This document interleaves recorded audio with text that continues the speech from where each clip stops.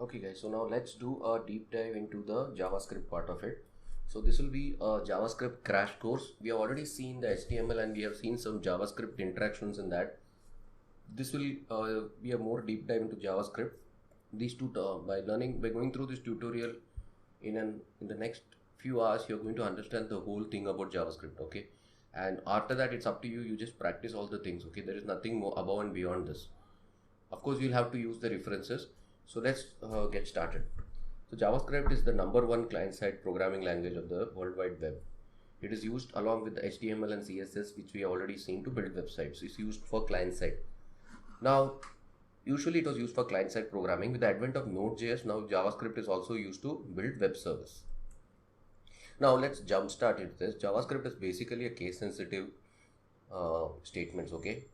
Now alert is different from alert. So we saw in the HTML we saw there was an error right by button. So you have to be extremely careful. It is case sensitive. So whatever you write, function name, anything should be exactly the same. Okay. All keywords, function, variable names are case sensitive. Even the JavaScript, whatever out of the box they give you, they are case sensitive. If they are camel case, you should look at the documentation. Okay. Lines end with semicolons. It is optional, but it is a best practice. Now, say example alert test. Now JavaScript basically was created. A quick thing about history is Netscape first appeared in '95. It basically makes your web pages more dynamic and user friendly. It's a primary programming language due to its ease of learning and versatility. It's very easy, and as we have seen in the HTML, it's very dynamic. You can do so many things. And one more thing, JavaScript is now the basic framework for the most popular languages, Angular and React. Okay, React.js. So now, in order to run the JavaScript code, you need to do a couple of things. First, you need to download this Visual Studio. Okay, this Visual Studio you should be having. You should download this. This is not. This is VS Code. Okay, so you have to just download this one. Visual Studio Code. This is not Visual Studio. So let me show you quickly.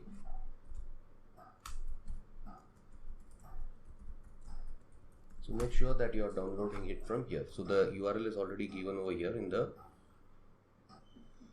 Okay. So if you go here, you'll be able to download the Visual Studio Code. Now let's start with the variables and the data types. JavaScript is not a strongly typed language. That is, you don't say string x is equal to. You don't need to specify the data type during the variable declaration. It takes the data type whatever value you assign. So let's say you say let x equal to 100, then it will become a number variable. If you say x equal to string, it will become a string variable. So primitive data types are number, string, boolean. Numbers include integer and floating point. So these are the data types: boolean, null, undefined, number, big int. Big int is for big numbers. Okay, so suppose you want to add a very large number, so then you can use big int. Otherwise string, and there are some symbol types and objects. Objects are extremely important in JavaScript. Okay, so let's look at some statements. So if you write your first lines of code, it will be like alert, console.log, and we will see what's there in the console. You can define some variables. There are two ways to define variables. You can either call var or let. Okay. Let is block scoped. It is more block scoped than var. Okay. So don't get too worried about it. Try to use let. That is the better practice. Print output of variables now in console. Let's see some few lines of code. Come over here. Call it.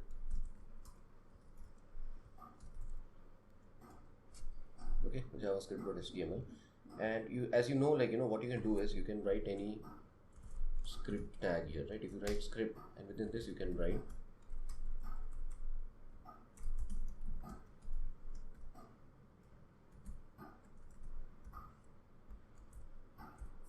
something like this. Okay.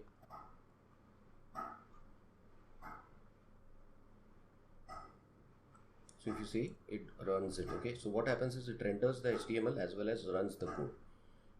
So typically what you'll do is you will write it inside functions. Okay. But right now what we are doing is we are not going to do that. Also, script can be inline or it can be imported from other files. So how do you do that is, now let's create another file and call it write script.js. Okay, and what we'll do is we will now start writing everything over there. So we will move this console.log to script.js and write it over here and save it all. Come back to our javascript.html and say what we will do is we will just include that script. So how do you do that? Earlier we had included CSS. So now we will include src. Okay, we'll say src is equal to script.js. So now your file is included. So whole thing again. So you'll again get the console.log. Typically it is written inside functions. Okay, so now let's declare some variables.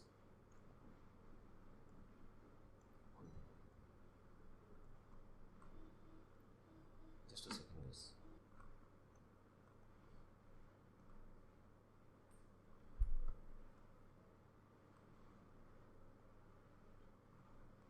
Okay, let us look at the conditions here. So basically what happens here is a couple of things are getting printed over here. First let's do an addition. So we're going to do an addition over here and see what happens. Then we'll also do a increment. Okay, what we'll do is I'll do x plus plus. I'll do a couple of mathematical operations together and then see the value of x.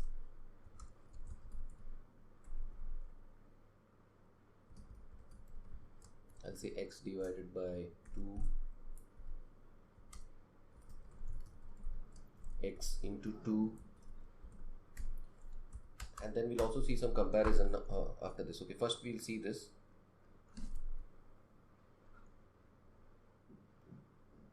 So if you see here all the values, increment 101, it is divided by 2, and then the last value, that is into 2.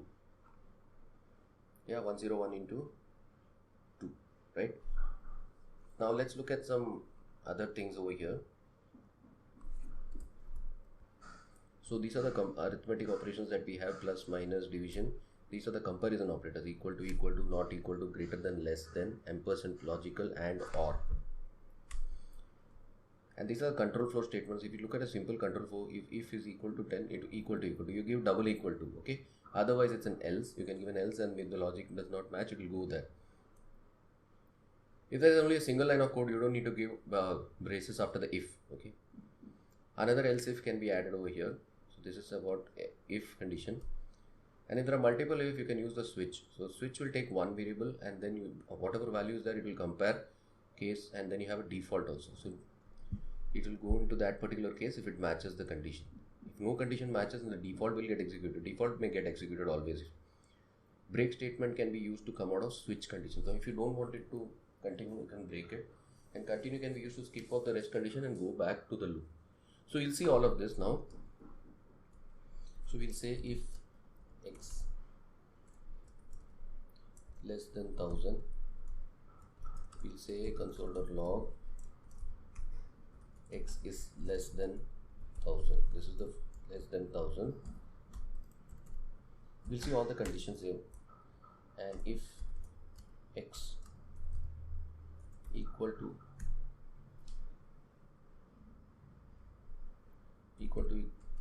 101, which is the current value, it will say, we'll say console.log x is equal to 101. Now another thing that you want to do here is, now suppose you want to do a or condition, you will say if x is equal to 101,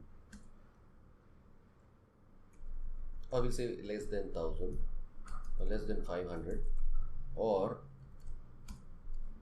we have another variable declared here, right? A is greater than 50. If one of them come true, what you can do is it will run. So this is the or condition. Okay, so we'll say XOR A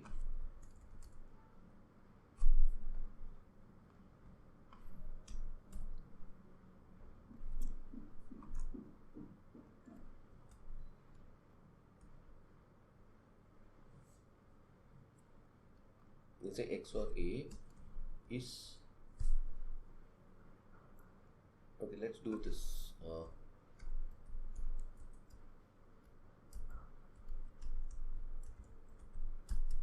I would say like x and XOR A are less than 1000. Similarly, so if even if one of them goes through, it will show. So let's go here, see all of this working. So if you see here, x is less than 1000, x is equal to 101, x array are then 1000 or less than 1000, because it's true, right? So in the OR class, what happens, any one of this will be true. X is equal to 101 because this is an equal to clause. This is where over here. And then x is less than 1000 because what is the value of x? It is 101. Now let's do one thing. Let's add a AND condition. Now if we add AND condition,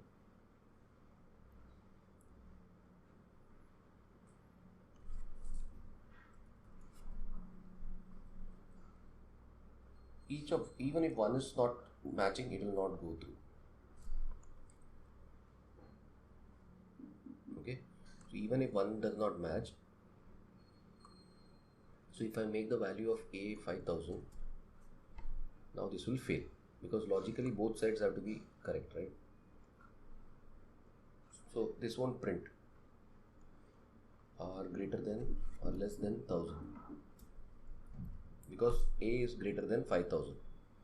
So a is not less, so this one side is failing. So if you want both of them to be clear, then you'll have to have it like this.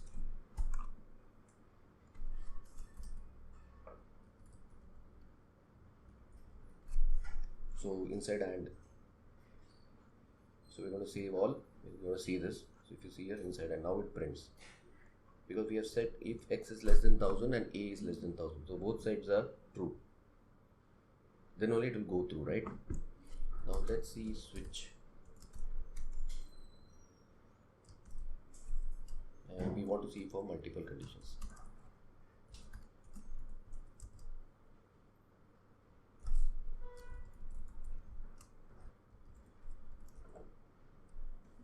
So we'll say value of x. So like that, we'll create 3 situations here.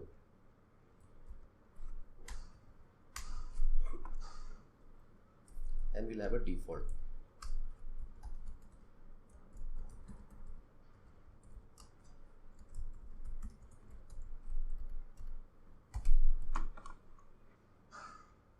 Now we'll assign x equal to 1. Now see, the assignment is single. Huh? So now let's see what happens.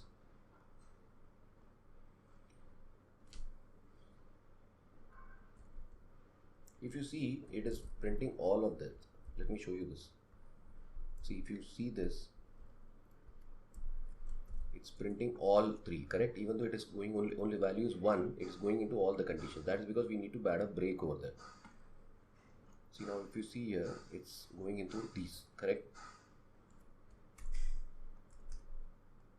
So to that, what we have to do is we have to say break.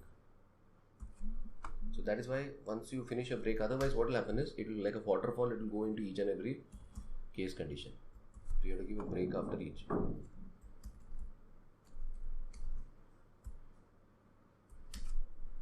Okay, so now let's see print it here. So now if it will stop here and come out of this loop. So see, its value of x is 1. Now if you give default, now if you give a value which does not match, it will go into the default one.